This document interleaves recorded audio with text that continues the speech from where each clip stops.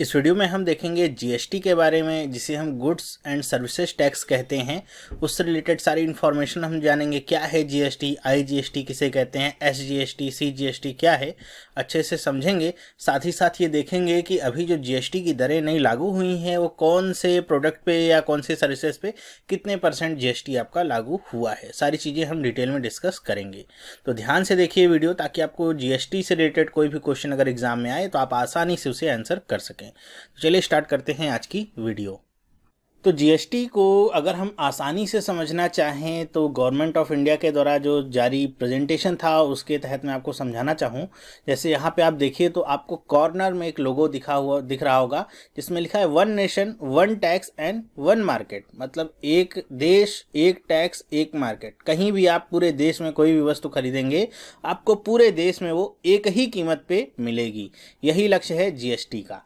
तो जीएसटी को आप अब समझ गए होंगे कि यहाँ पे पहले हम देखते थे कि जो टैक्सेस थे वो हर एक राज्य में अलग अलग हुआ करते थे, और राज्य के कुछ अपने टैक्स होते थे और सेंट्रल गवर्नमेंट के कुछ अपने टैक्स होते थे। जैसा कि यहाँ पे दिख रहा होगा आपको कि सेंट्रल एक्साइज ड्यूटी होती थी, एक्स्ट्रा ड्यूटीज़ होती थी, सर्विस टैक्स, सरचार्ज, सेस, और स्टेट के वैट अपने होते थे, परचेज टैक्स, एंटरटेनमेंट टैक्स, सब कुछ होता था।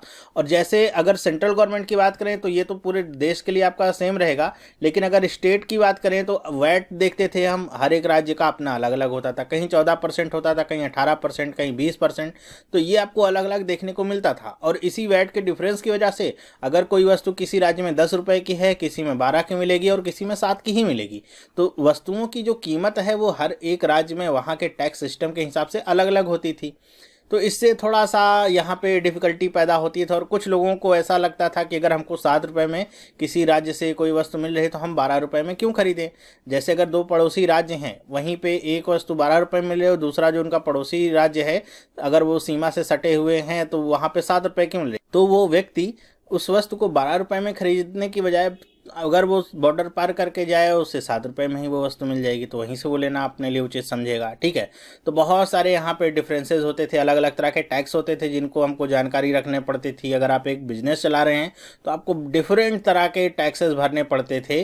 तो ये सब झंझट से बचने के लिए सेंट्रल गवर्नमेंट की कोशिश थी। 2006 से ये चल रहा था, लगभग 10-11 साल हो गए हैं जीएसटी को अभी इस स्वरूप में आने में, जो अभी बिल के रूप में सामने आ रहा है और जो लागू हो चुका है।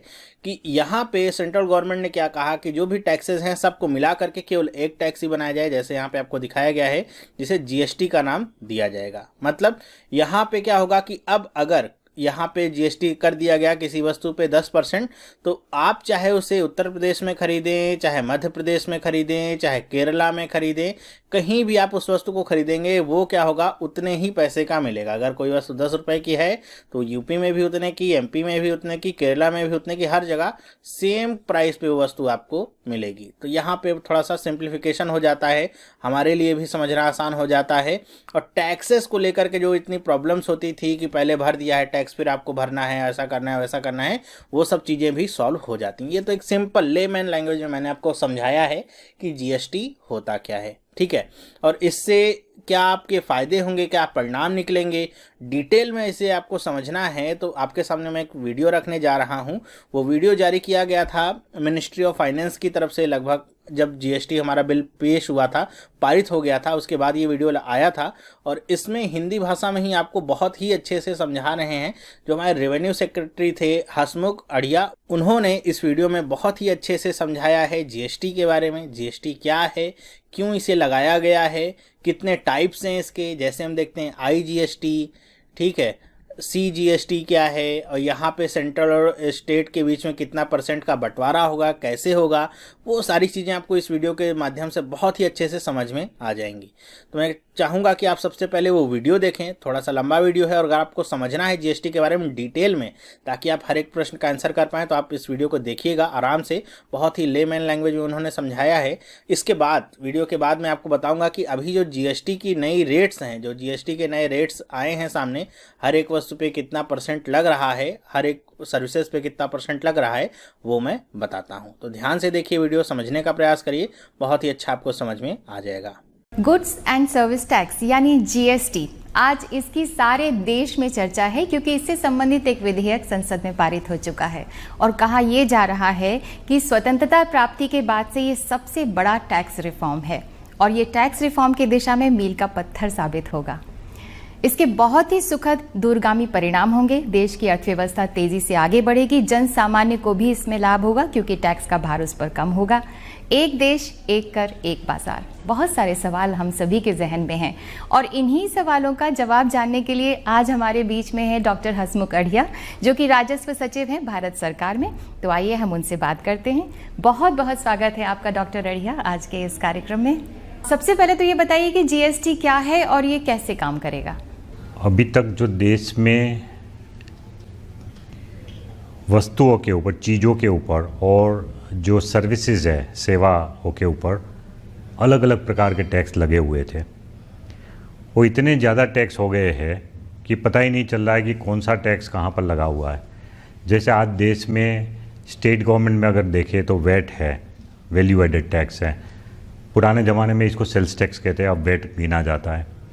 उसके अलावा एंटरटेनमेंट टैक्स अलग है, लग्जरी टैक्स है और बहुत सारे भिन्न प्रकार के जैसे लोकल बॉडी टैक्स है, ऑक्ट्रॉय है, इस तरह के बहुत सारे अलग अलग टैक्स हैं। उसी तरह से केंद्र सरकार में भी हमारे यहाँ एक टैक्स है एक्साइज ड्यूटी, जो कि किसी माल जब प्रोड्यूस होता है और फैक्ट्री से बाहर निकलता है तब लगता है। उसके अलावा हमारे यहाँ है सर्विस टैक्स, जो कि सर्विसेज के ऊपर लगता है। फिर there is a countervailing duty, then there is an additional excise duty. There are different kinds of taxes on goods and services. तो ये सब टैक्सेस जो अलग अलग प्रकार से स्टेट और सेंटर लगाती है, उसको इकट्ठा करके एक ही टैक्स हर चीज़ और हर सेवा के ऊपर लगाने का ये प्रयत्न है जीएसटी के नाम पे। सो जीएसटी ये एक ऐसा सिंगल यूनिफॉर्म टैक्स है जो कि स्टेट और सेंटर एक साथ लगाएगी और जिसके अंदर बहुत सारे छोटे छोटे जो टैक्सेस है जो मैंने आपको नाम दिया, वो सब टैक्सेस इसके अंदर मर्ज हो जाएंगे। कुछ टैक्सेस इसके बाहर रहेंगे जो स्पेसिफिकली हमने बताया है, जैसे कि इलेक्ट्रिसिटी ड्यूटी इसमें नहीं मर्ज होगा। उसी तरह से जो स्टैम्प ड्यूटी जो कि रजिस्ट्रेशन ऑफ प्रॉपर्टी के ऊपर होता है, वो इसमें नहीं शामिल होगा। लेकिन इसको छोड़ के बाकी सब टैक्सेस जो है इसमें मर्ज हो जाएंगे। ये बताइए कि सीजीएसटी और एसजीएसटी और आईजीएसटी ये तीनों में क्या फ़र्क है और क्या एक आदमी को तीनों भरना पड़ेगा और इसके अलग अलग एक्ट्स क्यों हैं? सीजीएसटी नाम अलग है क्योंकि सेंट्रल गवर्नमेंट को वो पैसा जाएगा, इसीलिए उसको सीजीएसटी बोलते हैं। Central GST is called CGST. दूसरा है एसजीएसटी, उसका मतलब है स्टेट जीएसटी। टैक्स एक ही है, जीएसटी आपको एक ही भरना पड़ेगा, लेकिन वो एक टैक्स जैसे कोई भी बिल आपका होता है, जैसे आप गए और आपने जूते खरीदे, तो जूते खरीदने के ऊपर जो भी मान लो उसके ऊपर 12% जीएसटी लग रहा है, तो आपको तो 12% ही भरना है, लेकिन उसका एक पोर्शन एसजीएसटी में जाएगा, एक पोर्शन सीजीएसटी में जाएगा। तो 6% can go to central government, 6% can go to state government. और आपने तो एक जीएसटी पे किया 12% का, लेकिन उसका विभाजन करने के लिए नाम अलग दिए हुए एसजीएसटी एंड सीजीएसटी। कस्टमर को उससे कोई लेना देना नहीं है, वो बिल की मामला है। बिल में लिखा हुआ आएगा कि टोटल टैक्स 12%, सीजीएसटी 6%, एसजीएसटी 6% और 12% आपका बिल बन जाएगा। जो आईजीएसटी है वो इंटर स्टेट जीएसटी है।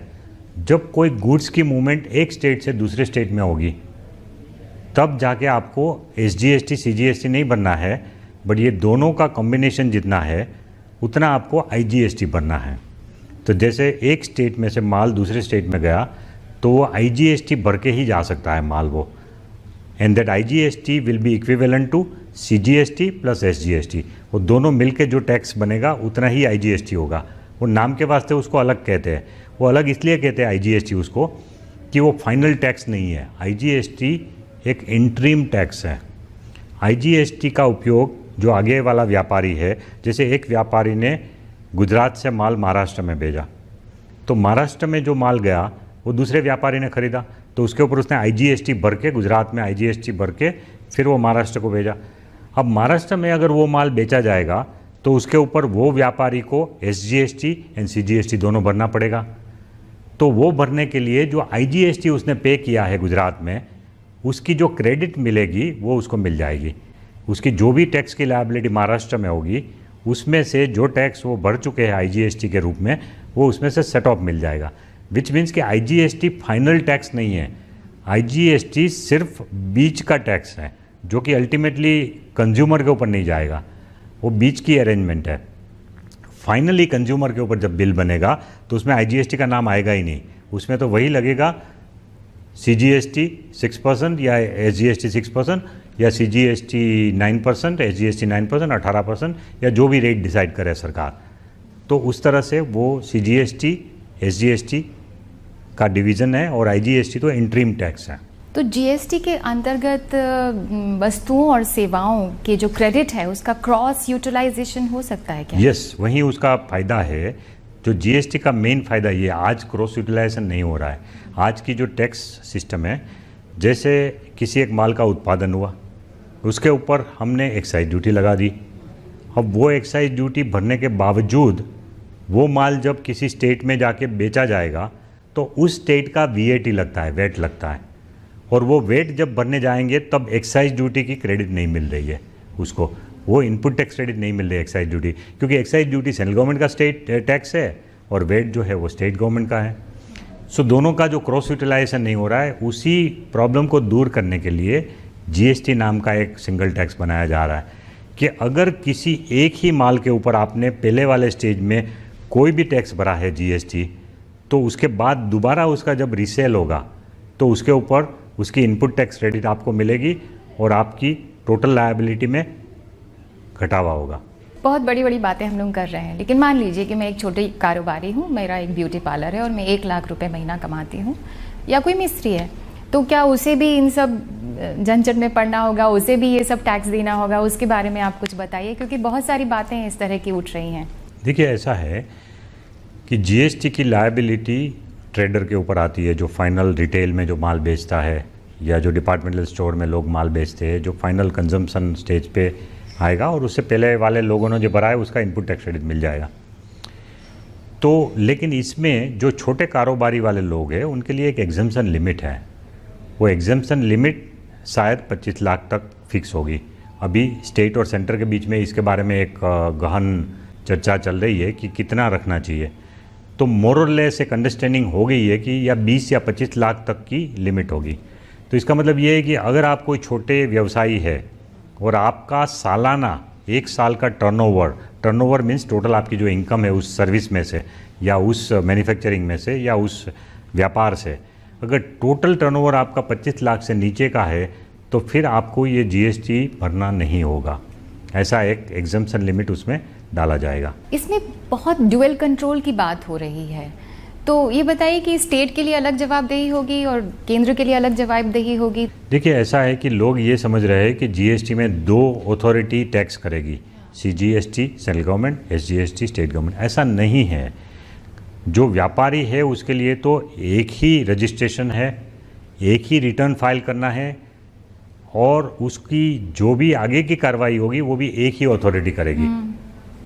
तो ये बात नहीं है कि 2 अलग अलग अथॉरिटी है, 2 अलग अलग एक्ट है, क्योंकि CGST का एक्ट पार्लियामेंट पास करेगी, वैसा ही कॉपी डिट्टो वो एक्ट स्टेट असेंबली भी पास करेगी। तो जो पावर टू टैक्स वो 2 अलग अलग एक्ट में से हमको मिले हैं, लेकिन उसकी जो पूरी प्रोसीजर है वो यूनिफॉर्म है। एक व्यापारी दोनों अथॉरिटी में अलग अलग रजिस्ट्रेशन नहीं करवाना है, उसको एक ही रजिस्ट्रेशन करवाना है एक स्टेज पे। उसके बाद रिटर्न भी सिंगल फाइल करना है और रिटर्न फाइल करने के बाद वो कंप्यूटर विल डिसाइड कि CGST का पोर्शन क्या है, SGST का क्या है। उस तरह से सेंट्रल गवर्नमेंट को एक हिस्सा चला जाएगा जो पैसा उसने भरा और एक स्टेट गवर्नमेंट को चला जाएगा। तो व्यापारी के लिए ये कोई उलझन नहीं। फिर उसके बाद रिटर्न उसने फाइल किया, रिटर्न फाइल करने के बाद लोग ये समझते हैं कि फिर कल जाके राज्य के कॉमर्शियल टैक्स डिपार्टमेंट से भी नोटिस आ जाएगी और केंद्र के सर्विस टैक्स और एक्साइज डिपार्टमेंट वालों से भी आ जाएगी। ऐसा नहीं है। एक ही कोई अथॉरिटी को ये पावर दिया जाएगा कि एक व्यापारी के साथ वही एक अथॉरिटी उनके साथ डील करेगी। तो अगर आपको कोई नोटिस दी जाती है, अगर आपने रिटर्न में कोई गड़बड़ किया है, तो वो नोटिस देने का अधिकार या तो स्टेट गवर्नमेंट को दिया जाएगा या सेंट्रल को, दोनों को एक साथ ही अधिकार नहीं मिलेगा। सो आपके लिए तो सिंगल अथॉरिटी ही होगी, एज ए व्यवसायी के लिए, एक व्यापारी के लिए तो सिर्फ एक अथॉरिटी के साथ डील करने का होगा। आपने अभी रिटर्न की बात किया, तो सबसे पहले तो बताइए कि रजिस्ट्रेशन किसी व्यापारी को करना है वो कैसे करेगा, भुगतान करना है तो कैसे करेगा, और रिटर्न फाइल करना है तो इसकी थोड़ी सी प्रोसीजर आप समझाइए ज़रा। अभी देश में जिन लोगों ने वैट में रजिस्ट्रेशन ऑलरेडी लिया हुआ है और जिन्होंने सर्विस टैक्स का रजिस्ट्रेशन लिया हुआ है, एक्साइज का रजिस्ट्रेशन लिया हुआ है, उनको कोई नया रजिस्ट्रेशन लेने की ज़रूरत नहीं पड़ेगी। उनका जो डेटा है वो हमारे पास है ऑलरेडी, तो हम उनको ऑटोमेटिकली जीएसटी में माइग्रेट कर देंगे। वेट का जिस जिस स्टेट में रजिस्ट्रेशन उनका हुआ है वो सब, जैसे किसी एक स्टेट में लोगों ने अपना वेट रजिस्ट्रेशन लिया है तो उनको फिर से दोबारा रजिस्ट्रेशन की प्रोसीजर नहीं करनी है, बिकॉज जीएसटी आ रहा है। उनका पूरा डेटा हमारे पास आ जाएगा कंप्यूटर में, जीएसटी में। वो डेटा जब माइग्रेट हो जाएगा तो उसके बाद एक शायद उनको ईमेल जाएगी या तो उनको एक पत्र जाएगा कि कुछ कुछ उनके जो डेटा है वो मिसिंग है उसमें, क्योंकि हर स्टेट में अलग अलग इन्फॉर्मेशन अवेलेबल है। अब हमको तो यूनिफॉर्म डेटाबेस बनाना है, तो ये संभव है कि एक पत्र उनको पहुंचेगा या ईमेल पहुंचेगी कि भाई आपको इतनी एडिशनल इन्फॉर्मेशन हमको देनी होगी आपका रजिस्ट्रेशन चालू रखने के लिए। उसके लिए एक अवधि दी जाएगी, एक समय दिया जाएगा, और वो बेसिक इन्फॉर्मेशन 2-3 चीज़ें जो है वो उनसे मांग ली जाएगी, और वो जब पत्र आए तो वो ऑनलाइन वो इन्फॉर्मेशन दे पाएंगे। उसके लिए उनको कोई ऑफिस में जाने की ज़रूरत नहीं है। पूरी रजिस्ट्रेशन की प्रक्रिया ऑनलाइन है। जो पुराने हैं उनका ऑनलाइन डेटा ऑटोमेटिक आ जाएगा और उनको एक नंबर दिया जाएगा, पासवर्ड दिया जाएगा। वो नंबर और पासवर्ड से वो अपना वेबसाइट का अपना अकाउंट खोलेंगे, अपनी सब डिटेल देख पाएंगे। उसमें एड्रेस चेंज करना है, उसमें व्यापार का प्रकार चेंज करना है, पार्टनर्स का नाम चेंज करना है, तो वो सब चीज़ ऑनलाइन कर सकते हैं, अपने आप चेंज कर सकते हैं अपने लॉगिन और पासवर्ड डाल के। वो करने के बाद उनका डेटा ठीक हो जाएगा। और जो नए वाले हैं जो कि बिल्कुल नए तरीके से अपना बिजनेस शुरू पहली बार कर रहा है, जो अभी तक वेट में रजिस्टर्ड नहीं है, सर्विस टैक्स में भी नहीं है, एक्साइज में भी नहीं है, तो उन लोगों को अलग से रजिस्ट्रेशन ऑनलाइन करना पड़ेगा। सिंपल रजिस्ट्रेशन है।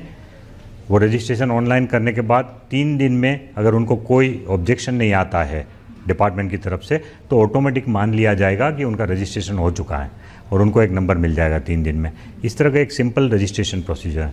रजिस्ट्रेशन करने के बाद आपका जो पूरे महीने का जो कारोबार है, मान लो अप्रैल महीना शुरू हुआ, तो अप्रैल महीने में आपने जितने ट्रांजैक्शन किए हैं उसके ऊपर आपने जो टैक्स कलेक्ट किया लोगों से, वो टैक्स कलेक्ट करने के बाद आपको उस महीना पूरा होने के बाद नेक्स्ट मंथ में एक तारीख निश्चित होगी, शायद 20 तारीख या ऐसा कुछ, तो 20 तारीख तक में आपको वो पैसा सरकारी ट्रेजरी में जमा करा देना है। और साथ साथ आपको एक रिटर्न जो कि आपने किस किस को माल सप्लाई किया, वो रिटर्न आपको भरना पड़ेगा 10 तारीख तक महीने की, और वो सब रिटर्न फाइल करना है, आपको ऑनलाइन करना है। लेकिन मैंने जैसे पहले समझाया कि छोटे कारोबारी तो इसमें से आउट ही है, इसलिए छोटे लोगों को चिंता करने की ज़रूरत नहीं है। 25 लाख से ऊपर वाले अगर कारोबारी होंगे तो उनको ये कंप्यूटर में करना भी बहुत आसान है।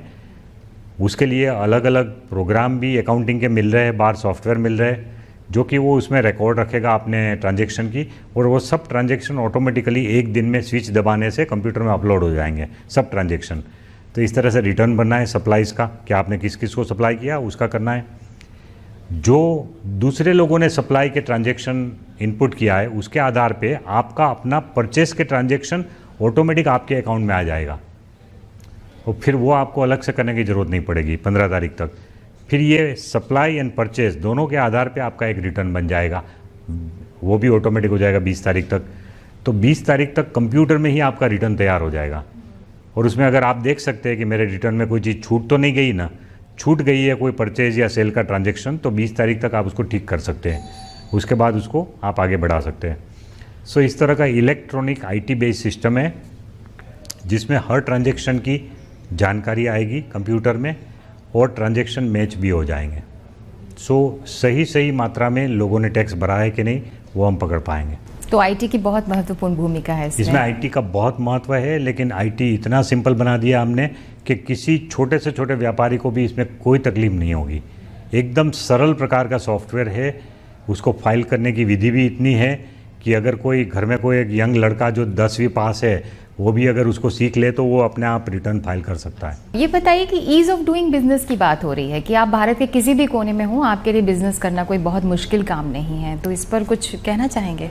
देखिए, ये जीएसटी जो है ना, उससे काफ़ी सुविधा बिजनेस को हो जाएगी, क्योंकि अभी जैसे एक स्टेट से दूसरे टैक्स में जब माल जा रहा है तो उसके ऊपर एक सेंट्रल सेल्स टैक्स भी लगता है, और वो सेंट्रल सेल्स टैक्स जो है उसके ऊपर फिर आपको इनपुट टैक्स क्रेडिट नहीं मिल रही है नेक्स्ट स्टेज में, तो ये सीएसटी हट जाएगा।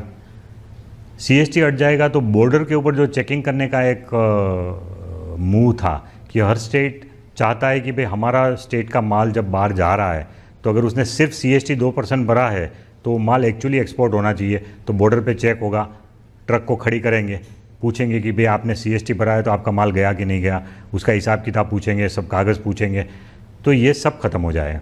जहाँ जहाँ ऑक्ट्रोय है वो ऑक्ट्रोय भी एबोलिश हो जाएगी, सो उसके लिए भी गाड़ी को रोकने की ज़रूरत नहीं पड़ेगी। सो ट्रक का जो मूवमेंट है वो एकदम आसान हो जाएगा।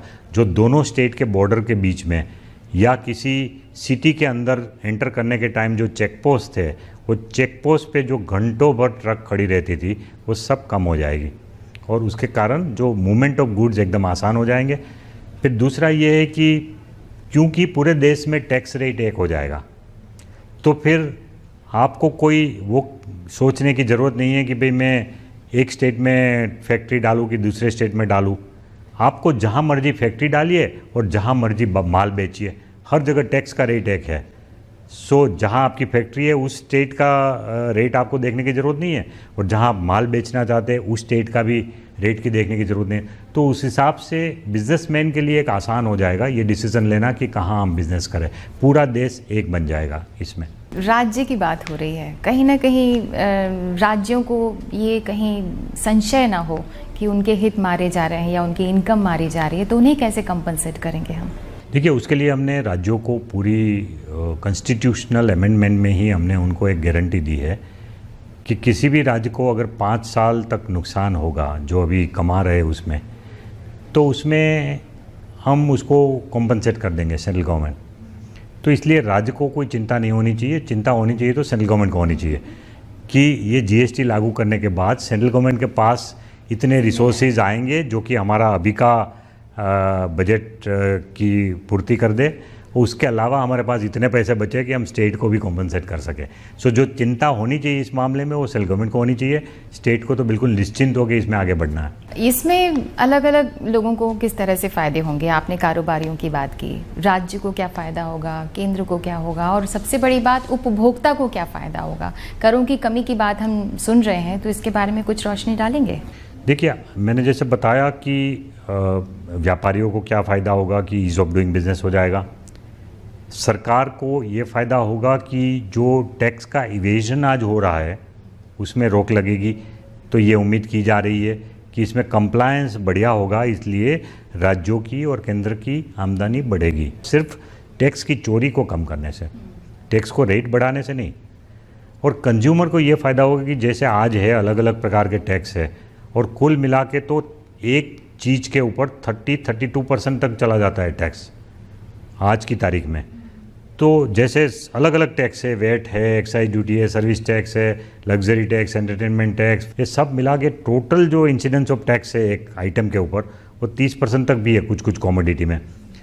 तो जब जीएसटी आएगा तो ये अलग अलग टैक्स ख़त्म हो जाएंगे, और ऑन द होल हम ये उम्मीद करते हैं कि ज़्यादातर आइटम के ऊपर टैक्स का जो बर्डन है वो कम होगा। टैक्स कलेक्शन और टैक्स एडमिनिस्ट्रेशन में दक्षता आएगी, ऐसी बात सुनने में आ रही है, तो भारत सरकार इसे कैसे एडमिनिस्टर करेगी? एक तो ये पूरा सिस्टम है आदमियों के ऊपर निर्भर करने के बदले में टेक्नोलॉजी के ऊपर डिपेंड करेगा, सो उससे डेफिनेटली सिस्टम में एक एफिशिएंसी आएगी। दूसरा कि एडमिनिस्ट्रेशन में जो ऑफिसर्स इन्वॉल्व है उनकी भी अच्छी तरह से ट्रेनिंग की जा रही है, ताकि ऐसा नहीं हो कि भाई लोगों को कोई गलत प्रकार की हैरेसमेंट हो। इसके सब नियम कानून सब अलग होंगे, तो हम स्टाफ की भी ट्रेनिंग कर रहे हैं और लोगों को समझाने के भी मॉड्यूल हमने बनाए हैं कि लोगों को प्रशासित करने के लिए भी कुछ ट्रेनिंग मॉड्यूल हम बनाएंगे, यूट्यूब में डालेंगे, सोशल मीडिया में डालेंगे, छोटे छोटे क्लिप्स डालेंगे, और जहाँ जहाँ संभव होगा हमारे ऑफिसर्स हर सिटी में टाउन हॉल में मीटिंग करेंगे, व्यापारियों को समझाएंगे। इसके लिए भी हमने एक व्यापक अभियान का भी एक प्रबंध इसमें किया है, जो कि दिसंबर के बाद बहुत ज़ोर से शुरू होगा। लोगों को समझाने का जो प्रबंध है, तो दिसंबर से लेके मार्च तक में हम पूरी जगह फैल जाएंगे और लोगों को समझाएंगे कि ये जीएसटी क्या है, आपको कैसे कंप्लाई करना है। आयात जो राज्य से राज्य में होगा उसमें किस तरह से कर लगाया जाएगा? अभी जब कोई माल विदेश से आता है देश के अंदर, तो उसके ऊपर कस्टम ड्यूटी तो जैसे लग रहा था वैसे ही लगेगा। कस्टम ड्यूटी जीएसटी में शामिल नहीं हो रहा है, कस्टम ड्यूटी अलग है। बट कस्टम ड्यूटी के अलावा वहाँ हम लोग एक छोटा सा पोर्शन लगा रहे थे सीवीडी, जो एक्साइज ड्यूटी के बदले में लगाते हैं। जैसे मैं जूते अगर बाहर से लाता हूँ, इंपोर्ट करता हूँ, और जूते के ऊपर अगर देश में एक्साइज ड्यूटी 12% है, तो जो विदेश से माल आता है उसके ऊपर काउंटर वेलिंग ड्यूटी 12% की लगेगी, which is to compensate for the excise duty. और स्टेट के जो टैक्स है वो अलग है यहाँ, लेकिन वो इंपोर्ट के ऊपर नहीं लग रहे थे अभी तक। कुछ केस में हम एक एसएडी के नाम पे, स्पेशल एडिशनल ड्यूटी के नाम पे, स्टेट टैक्सेस के बदले में 4% ले रहे थे कुछ केस में, लेकिन पूरी तरह से स्टेट का वेट जो है वो इंपोर्ट के ऊपर नहीं लग रहा था। अब जब कोई माल आयात होगा तो उसके ऊपर आईजीएसटी लग जाएगा, जो भी आईजीएसटी का रेट होगा उस आइटम का। सो आईजीएसटी का रेट भी आइटम वाइज अलग अलग होगा। कोई आइटम पे 18% होगा, कोई पे 12% हो सकता है, कोई पे 24%, या जो भी उसका रेट है, जो रेट डिसाइड होगा वो जीएसटी काउंसिल जो डिसाइड करेगी, तो वो रेट के हिसाब से आईजीएसटी लग जाएगा। और वो आईजीएसटी लगने के बाद, वो इंपोर्ट होने के बाद, वो जब भी देश में बेचा जाएगा तो उसके ऊपर जो सीजीएसटी और एसजीएसटी की लायबिलिटी आएगी, उसमें से जो विदेश से माल आया तब आईजीएसटी जो लिया उसका इनपुट टैक्स क्रेडिट मिल जाएगा। तो एक तरह से एक सिंगल चेन बन जाएगी और उसमें डबल टैक्सेशन नहीं होगा इंपोर्ट के ऊपर। सो उस तरह से इसमें एक सुविधा हो जाएगी। आगे का क्या रोड मैप है, क्योंकि एक बहुत आशाओं के साथ, उम्मीदों के साथ हम इसकी ओर देख रहे हैं। ये तो सही बात है कि कहा जा रहा है कि भारतीय अर्थव्यवस्था तेज़ी से आगे बढ़ेगी, लेकिन अगर रोड मैप के बारे में कहें तो आप क्या कहना चाहेंगे? हम जानते हैं कि कौन कौन से एरिया में हमको काम करना होगा, उसका एक पूरा एक्शन प्लान बना हुआ है, और वो एक्शन प्लान के हिसाब से सब कुछ अभी तक तो ठीक ही चल रहा है। हमने अपने एक्शन प्लान में 30 दिन का टाइम रखा था स्टेट को रेटिफाई करने के लिए, कि भाई लोकसभा ने 8 अगस्त को पास किया, तो 8 सितंबर तक हमको कम से कम 16 स्टेट का मिल जाना चाहिए रेटिफिकेशन। और उसमें ऑलरेडी 15 स्टेट का आ गया है, एक और स्टेट का 2 सितंबर को हो जाएगा। तो उसमें हम लोग 5 दिन जल्दी चल रहे हैं, 6 दिन जल्दी चल रहे हैं। सो अभी तक तो टाइम टेबल ठीक चल रहा है। हमको जीएसटी काउंसिल की रचना करना है, उसके लिए 1 हफ्ता रखा है, वो हो जाएगा। उसके बाद जीएसटी काउंसिल में जो डिस्कशन करना है उसके लिए हमने 2 महीना रखा है। वो 2 महीने का टाइम भी वी होप कि डिस्कशन में राज्यों के साथ अच्छे से हमारे सब मसले निपट जाए 2 महीने में। थोड़ा सा ओवर टाइम काम करना पड़ेगा स्टेट और सेंटर को मिलके, लेकिन 2 महीने में अगर सब मसले निपट गए तो उसके बाद हम लोग फिर पार्लियामेंट में अपना बिल पास करेंगे, सीजीएसटी का, एसजीएसटी का स्टेट गवर्नमेंट पास करेगी, और फिर आईजीएसटी का एक्ट भी सेंट्रल गवर्नमेंट पास करेगी। और ये तीनों एक्ट पास करने के बाद वी आर रेडी। उसके बाद आईटी सिस्टम साइमल्टेनियसली चल रही है, ट्रेनिंग ऑफ ऑफिसर्स का काम साइमल्टेनियसली चल रहा है, करीब 60,000 ऑफिसर्स को ट्रेन करने का काम चल रहा है। और वो सब साइमल्टेनियसली करने के बाद by February we hope to be ready completely. साथ साथ बिजनेसमैन को भी हम अपील कर रहे हैं कि भाई आप भी अपना तैयारी कीजिए, उनका जो ईआरपी सिस्टम है, आईटी सिस्टम है, उसको जीएसटी के लिए तैयार करिए। इस तरह का हम व्यापारियों को भी विनंती अब से कर रहे हैं, जो बड़े बड़े उद्योग गृह है उनको।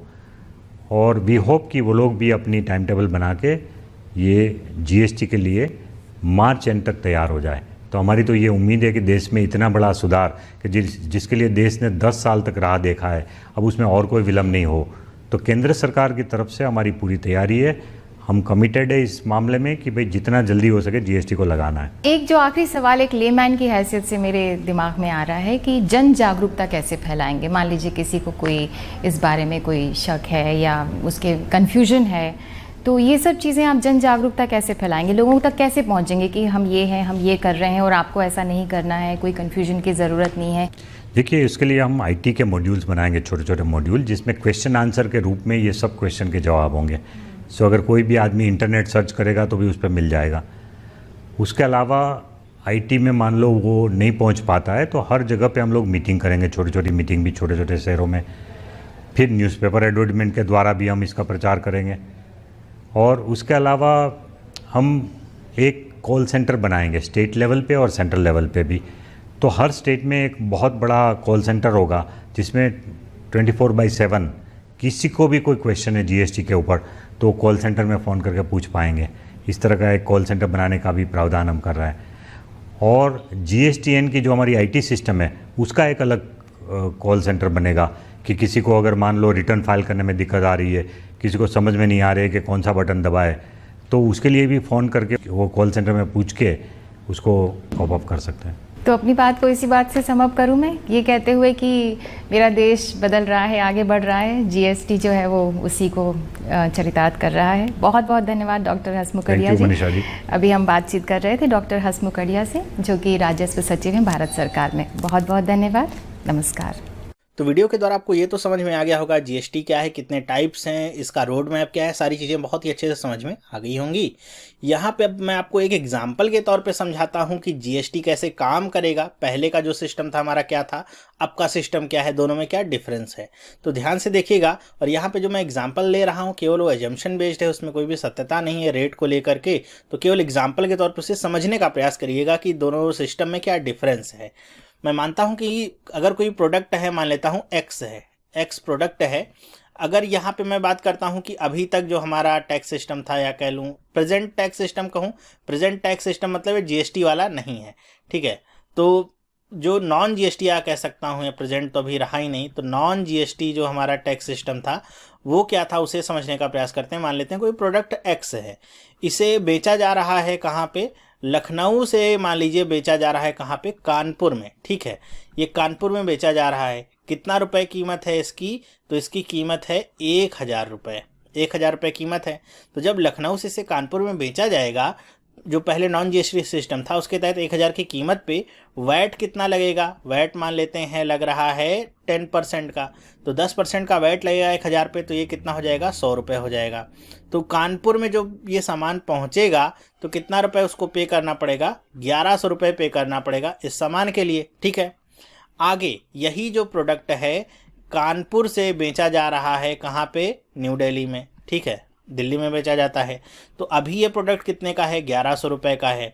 जो भी व्यक्ति इसको बेच रहा है वो अपना मार्जिन इसमें रखता है, प्रॉफिट मार्जिन 1000 रुपये का रखता है, तो ये कितने का हो जाता है, 2100 रुपये का हो जाता है।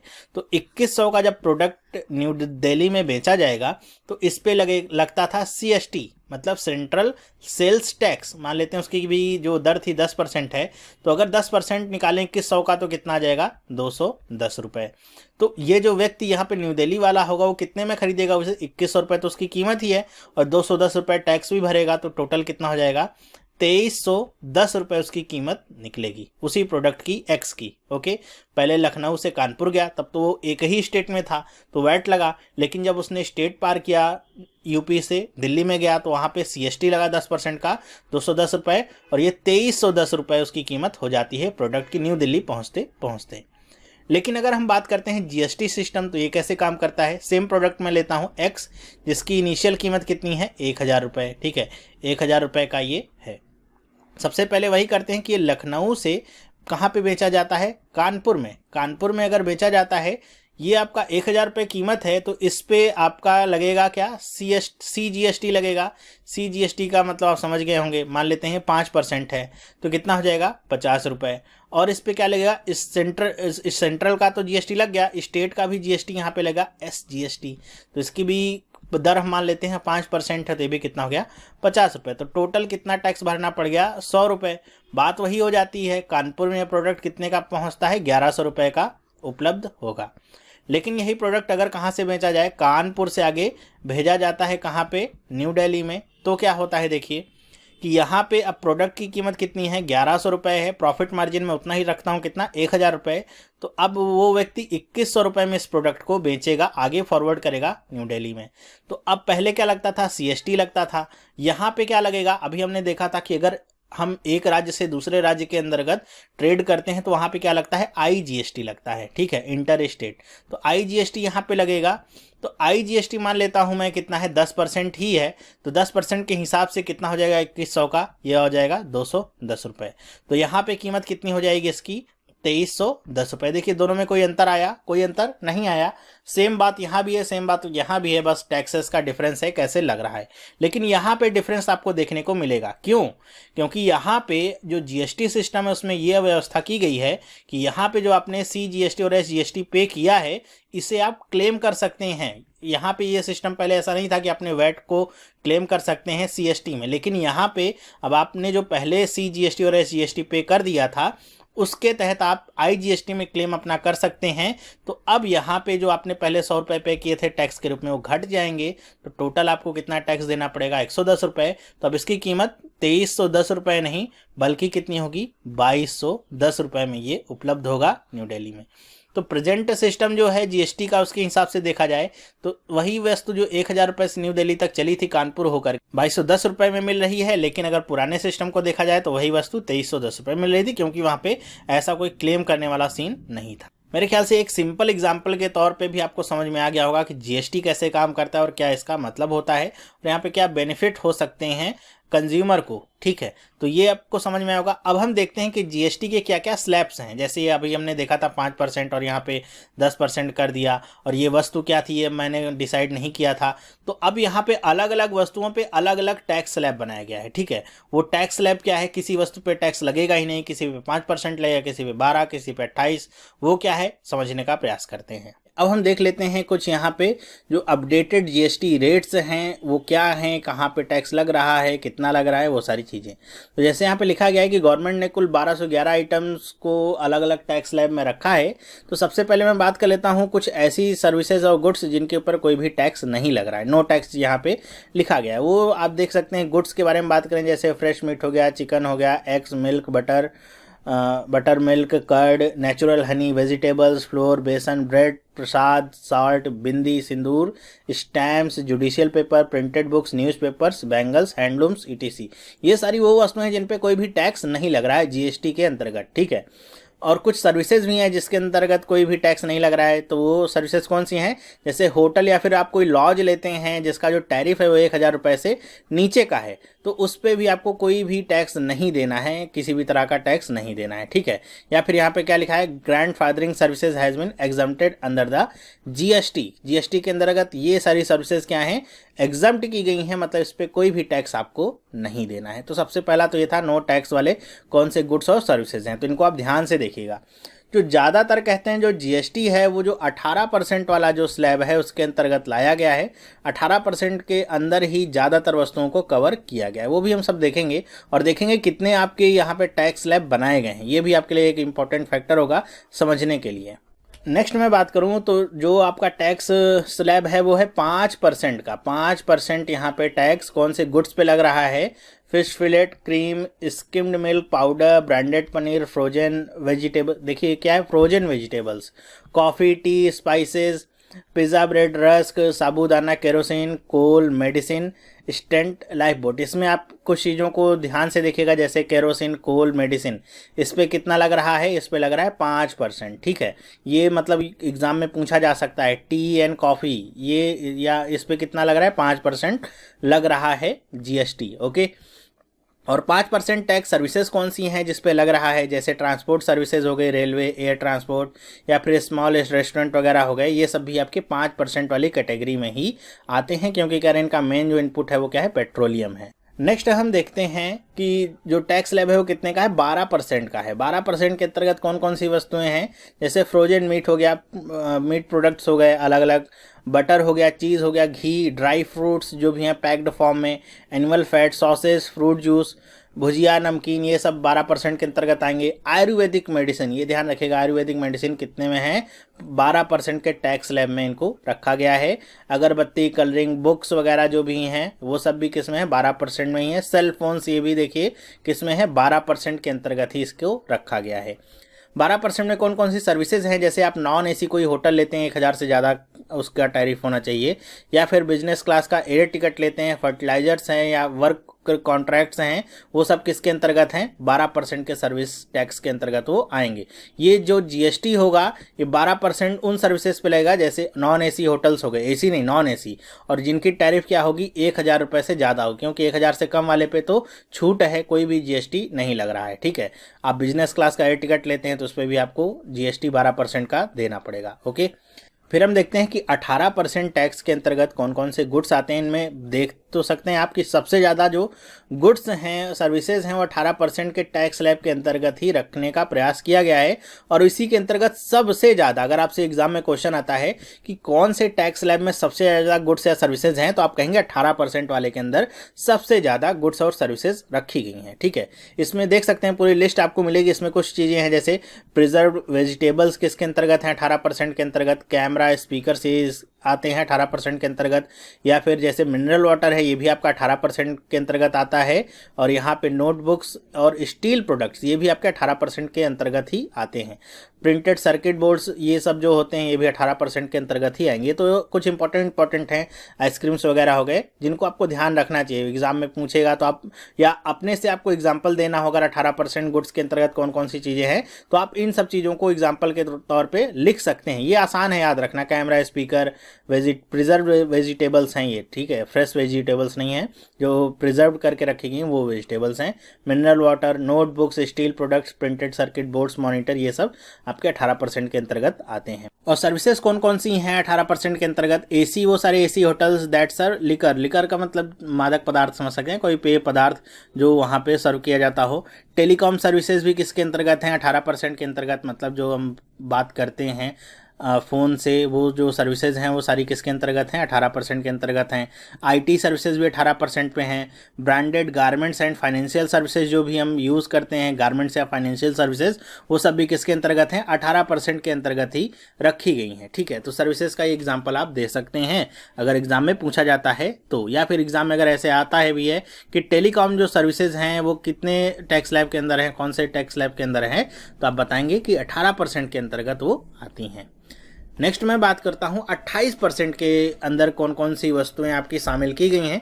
इसके अंदर भी काफ़ी वस्तुएं हैं, जैसे है च्युइंगम हो गया, मोलासेस चॉकलेट वगैरह हो गया, या फिर पान मसाला, पेंट, डिओड्रेंट, शेविंग क्रीम्स, मतलब इसमें अंतर्गत जो आप लग्जरी वाली वस्तुएं हैं या फिर आप कह सकते हैं कि सौंदर्य प्रसाधन वाली वस्तुएं हैं, वो सारी वस्तुएं यहाँ पे रखी गई हैं। बड़ी बड़ी जो वस्तुएं जैसे वॉशिंग मशीन हो गया, एटीएम हो गया, वेंडिंग मशीन, वैक्यूम क्लीनर, ये सब, एयरक्राफ्ट हो गया, पर्सनल यूज के लिए आपको लेना है, ऑटोमोबाइल्स वगैरह सब। अब 28% के अंतर्गत ऑटोमोबाइल्स वगैरह भी या मोटरसाइकिल वगैरह भी आते हैं, तो ये थोड़ा सा ध्यान रखिएगा। ऑटोमोबाइल्स या मोटरसाइकिल हो गया, वॉशिंग मशीन, एटीएम मशीन, ये सब भी किसके अंतर्गत हैं? 28% टैक्स के अंदर है। और जो सौंदर्य प्रसाधन की चीज़ें हैं जैसे आपका शैम्पू हो गया, क्रीम हो गया, ये सब किसके अंतर्गत हैं? ये सारा कुछ 28% के अंतर्गत ही रखा गया है। इसके अंतर्गत सर्विसेज कौन कौन सी हैं? जैसे 5 स्टार होटल हो गया, रेस क्लब बेटिंग हो गया, सिनेमा हो गया, ये सब किसके अंतर्गत है? 28% टैक्स के अंतर्गत रखा गया है। तो ये सबसे बड़ा, या कह सकते हैं सबसे ज़्यादा जीएसटी का टैक्स स्लैब है। इसके बाद कोई भी टैक्स स्लैब आपका नहीं है। तो अगर हम देखें टैक्स स्लैब कितने हैं, एक है 5% का, एक है 12% का, फिर है 18% का, और फिर है 28% का। तो टोटल अगर देखा जाए तो ये 4 टैक्स स्लैब है, और इसमें एक आपका नो टैक्स वाला भी है, तो उसको भी अगर सम्मिलित कर लें तो 5 टैक्स स्लैब है। नो टैक्स 5%, 12%, 18% और 28%। इसको आप याद रखिएगा। सबसे ज़्यादा पूछा जाए किसमें वस्तुएं हैं, तो आप बताएंगे 18% के अंतर्गत वस्तुएं हैं। ठीक है, नो टैक्स के अंतर्गत जो डेली रूटीन की वस्तुएं हैं जैसे फ्रेश मीट वगैरह हो गया, मिल्क वगैरह हो गया, वो सारी चीज़ें यहाँ पे रखने का प्रयास किया गया है। फिर 5% पे आ जाते हैं, वहाँ पे हमने देखा था कौन कौन सी वस्तुएं थी। 12% पे, 18% पे जो डेली रूटीन की वस्तुएं होती हैं वो होती हैं। 28% में हमने देखा था जो लग्जरी से रिलेटेड वस्तुएँ हैं, महंगी वस्तुएँ, बड़ी वस्तुएँ जो हैं वो 28% में हैं। फॉर एग्जांपल आप बता सकते हैं मोटरसाइकिल, ऑटोमोबाइल्स जो भी है, एयरक्राफ्ट वगैरह पर्सनल यूज के लिए, या फिर जो भी सौंदर्य प्रसाधन के सामान हैं, shaving cream, aftershave, hair shampoo, dye, sunscreen, ये सारी चीज़ें किसके अंतर्गत आती हैं? 28% के अंतर्गत आती हैं। तो ये है पूरा टैक्स स्लैब जीएसटी का जो अभी लागू हो चुका है। ओके, और वीडियो से आप समझ ही गए होंगे कि अब इनका बंटवारा कैसे होना है। अगर राज्य सरकारों को लॉस होता है तो गवर्नमेंट ने क्या स्कीम चलाई है कि 5 साल तक 4 साल तक वो जो भी उनको लॉस होता है उसकी भरपाई करने का यहाँ पे प्रावधान रखा गया है। तो ये सारी चीज़ें यहाँ पे आप पहले ही समझ गए होंगे और जीएसटी के रेट भी आपको पता चल गए। और मेरे ख्याल से जीएसटी से रिलेटेड जितनी इन्फॉर्मेशन आपको चाहिए वो आपको मिल गई होगी। आप एग्ज़ाम आसानी से दे सकते हैं, इसके ऊपर कोई भी क्वेश्चन आएगा तो बता सकते हैं। इससे जो ज़्यादा इन्फॉर्मेशन चाहिए होगी वो उन लोगों को चाहिए होगी जो सीए वगैरह कर रहे हैं, कॉमर्स फील्ड से जो भी जुड़े हुए हैं, उनको बहुत ज़्यादा इसके बाद भी जानकारी चाहिए होगी, कैसे यहाँ पे एंट्रीज वगैरह करनी होंगी। वो सारी जानकारी आपके लिए रिलेटेड नहीं होंगी। ओके, मेरे ख्याल से आपको समझ में आ गया होगा। तो मैंने अपनी तरफ से पूरा प्रयास किया है कि आपको अलग अलग सोर्सेज से और बहुत ही अच्छे सोर्सेज से समझाने का प्रयास कर सकूं कि जीएसटी वाकई में है क्या, कैसे काम करता है, क्या कुछ यहाँ पे प्रोसीजर फॉलो किया गया है और क्या यहाँ पे अभी जो अपडेटेड यहाँ पे रेट्स हैं जीएसटी के क्या हैं, किन वस्तुओं पे कितना टैक्स लग रहा है। ठीक है, तो अगर आपको वीडियो पसंद आया है तो आप मुझे कमेंट करके बताइएगा कि आपको वीडियो पसंद आया, या फिर अगर आपको कोई बात नहीं समझ में आई तो भी आप कमेंट करके बताइएगा कि आपको ये बात नहीं समझ में आई कि ये ऐसा कह रहा है, इसका मतलब क्या है। ठीक है, वीडियो अगर पसंद आया तो लाइक करना ना भूलें और अपने दोस्तों के साथ भी इसे जरूर शेयर करें जिससे ज़्यादा से ज़्यादा लोगों तक ये वीडियो पहुंच सके और आपकी प्रिपरेशन और अच्छी हो सके। तो इस वीडियो में बस इतना ही। अगर आप इस चैनल पर नए हैं, पहली बार इस वीडियो को देख रहे हैं, तो आप भी इस चैनल को सब्सक्राइब कर सकते हैं जिससे इस तरह की वीडियोस आपको मिलती रहेंगी और आपकी प्रिपरेशन और से और अच्छी होती रहेगी। तो हम मिलेंगे नेक्स्ट वीडियो में, तब तक के लिए have a nice day and bye.